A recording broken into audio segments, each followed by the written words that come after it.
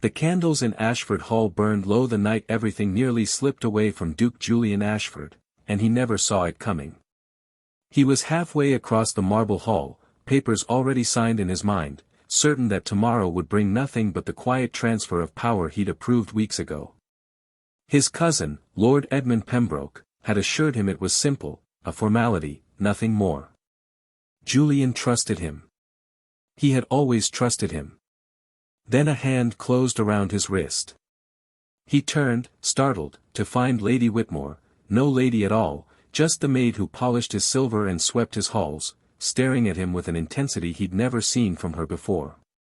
Her fingers trembled, but her grip did not loosen. "Don't move," she whispered. "Follow me." For a moment, Julian nearly laughed. A maid, giving him orders in his own house. But something in her eyes stopped him cold, not insolence, not fear for herself, but fear for him. "Whitmore, I don't have time for."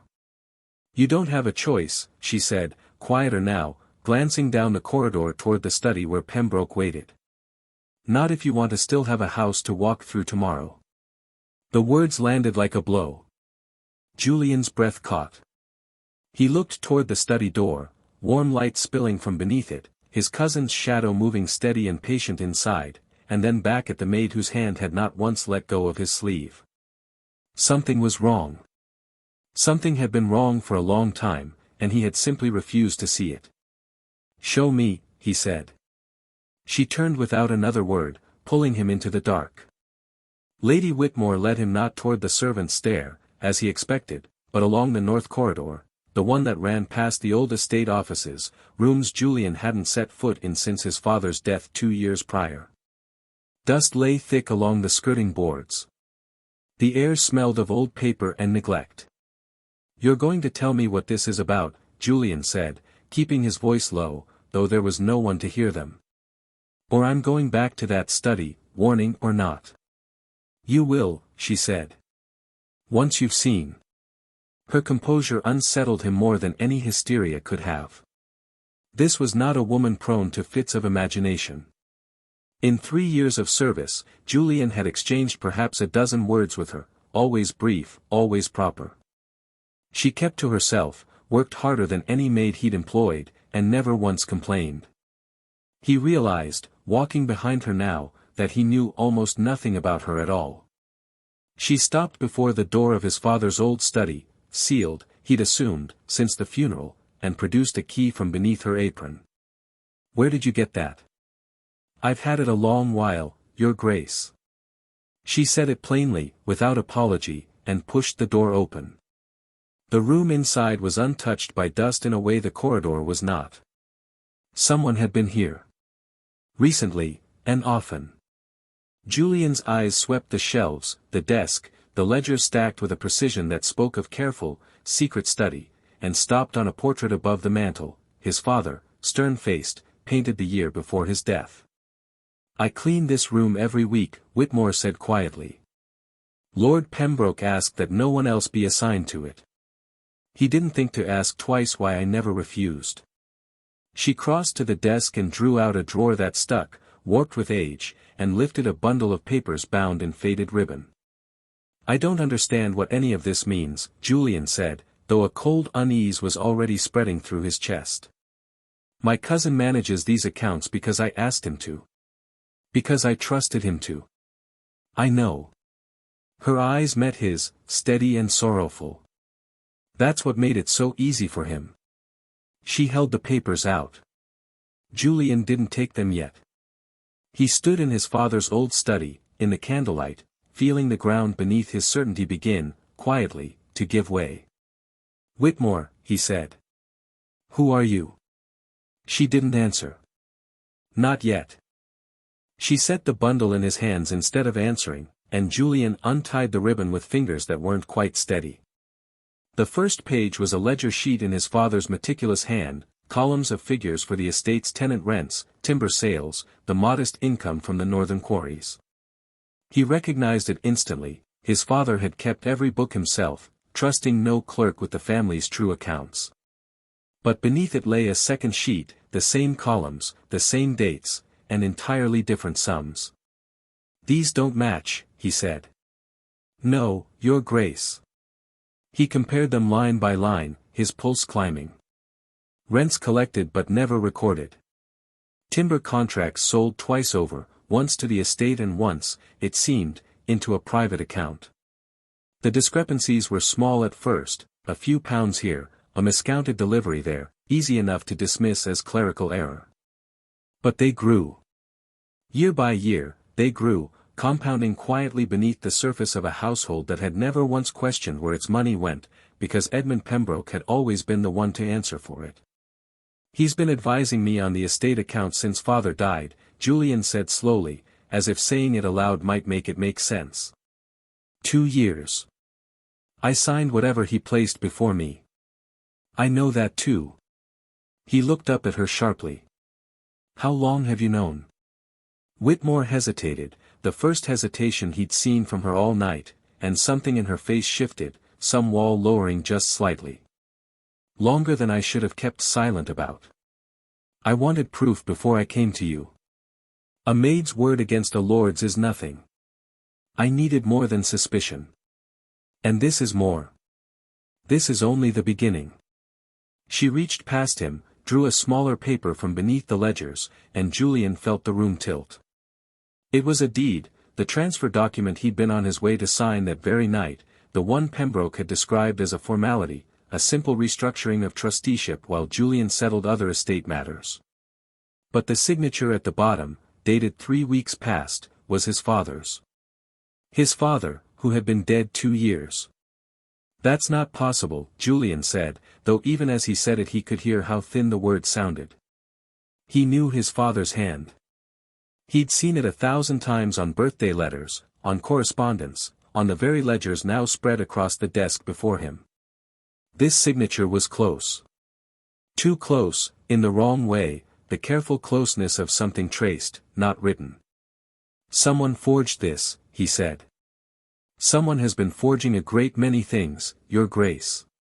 Whitmore's voice was quiet, but there was iron beneath it now. The papers waiting for you in the study tonight aren't a formality.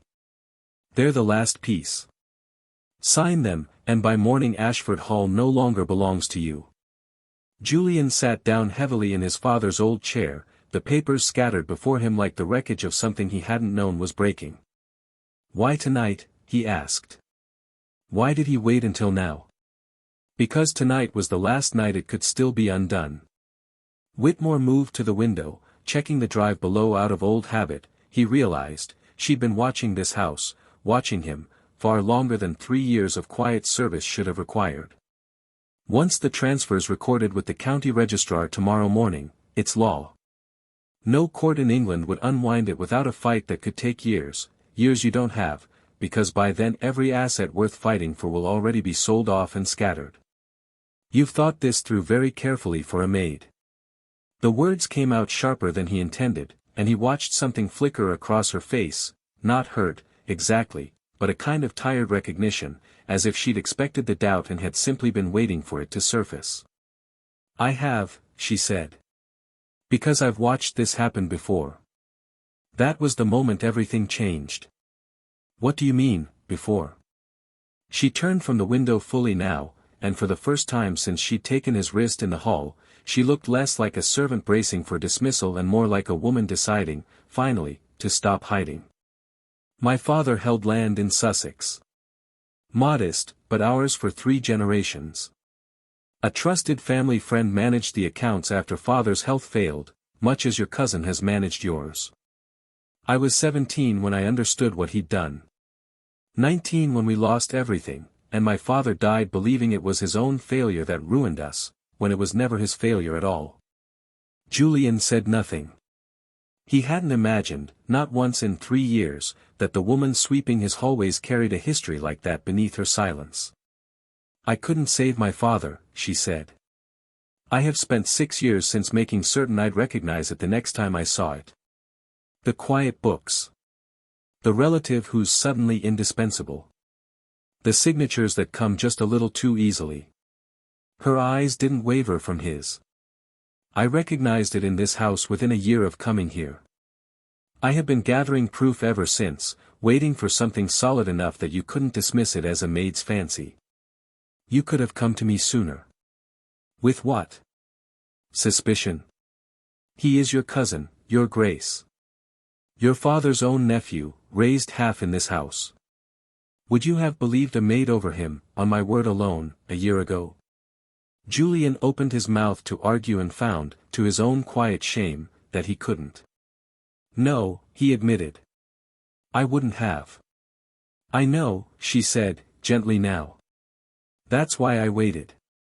And why tonight, when I saw him send the servants away early and light the study fire himself, I knew waiting any longer wasn't safe. Not for the estate. She paused. Not for you. Outside, somewhere below, a door opened and closed. Pembroke was growing impatient. He's looking for me, Julian said. Then we'd best decide, quickly, what he finds. They had perhaps 10 minutes before Pembroke's patience gave way to searching. Julian gathered the papers with hands that had finally steadied, some cold clarity settling over him in place of the earlier shock. If I confront him now, with only this, he said, he'll deny it. Claim the second ledger is a forgery of my own devising, or worse, yours. He's had 2 years to prepare his answers. I've had 10 minutes. Then don't confront him, Whitmore said. Not yet. Let him believe you're still on your way to sign.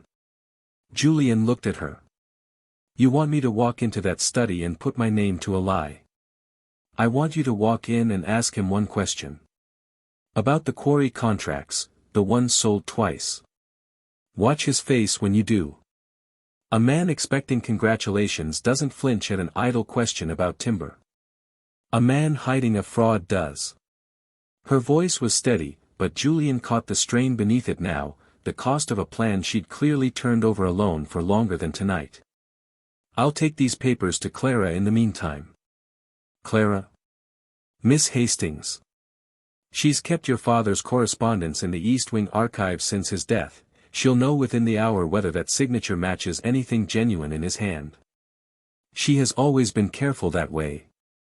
Careful, and loyal to this family, whatever anyone below stairs might think of maids talking to solicitors' daughters.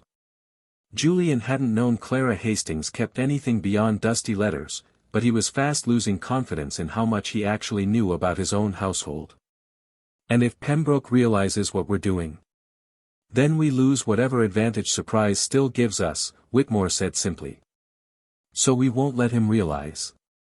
There was no time to weigh the risk properly, only to choose, and choose now. Julian handed her the bundle, watched her tuck it beneath her apron with the same steady competence she'd shown polishing his silver 100 mornings he'd never once truly noticed her. Whitmore. He stopped her at the door. If this goes wrong tonight, if he suspects you before Clara can confirm anything, what happens to you? Something passed over her face, quick and unguarded. The same thing that happened to my father, I expect. Only faster, and without a house left to lose. The bluntness of it struck him harder than he expected. Then I won't let it go wrong, he said, and meant it in a way that surprised him. She almost smiled. Go, Your Grace. Ask him about the quarry. He walked back down the north corridor alone, toward the warm light beneath the study door, rehearsing a single idle question and praying his own face wouldn't betray him the way he needed Pembroke's to. Pembroke looked up from the desk as Julian entered, all easy warmth, the fire crackling behind him exactly as Whitmore had described. There you are. I was beginning to think you'd changed your mind. Just seeing to something. Julian took the chair opposite, forcing his shoulders loose, his voice light. Before I sign, I meant to ask. The quarry contracts from last autumn. Did we ever settle with both buyers, or only the one? It was small. Almost nothing. But he watched it land, the barest hesitation before Pembroke's smile widened just a fraction too far. Both, of course.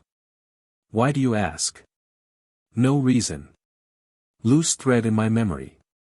Julian let it drop, and Pembroke's shoulders eased, satisfied, already reaching for the papers between them. That was when it began to unravel, not from anything Julian did, but from the door opening behind him without a knock. It was Clara Hastings, breathless, papers in hand, and Whitmore a step behind her, and Julian understood in that instant, from the stricken look on both their faces, that whatever they'd found had come too fast, too openly, and Pembroke's eyes had already moved past him to the doorway. "What is this?" Pembroke rose slowly from the desk. "The same question I might ask you," Julian said, standing too, though his stomach had dropped through the floor. Clara's hurried arrival had cost them the only advantage they'd had, surprise, and he watched Pembroke's face change in real time, warmth curdling into something colder and far more calculating. "Edmund." Julian kept his voice level, though everything in him wanted to shout. "The second ledger. My father's signature on the transfer deed, dated 3 weeks past a death 2 years old. Explain it to me." For a moment, Pembroke said nothing at all, and in that silence, Julian felt the full weight of how close he'd come to signing his family's ruin without ever knowing it. Then Pembroke's expression settled into something almost pitying. "You take the word of servants over blood," he said quietly.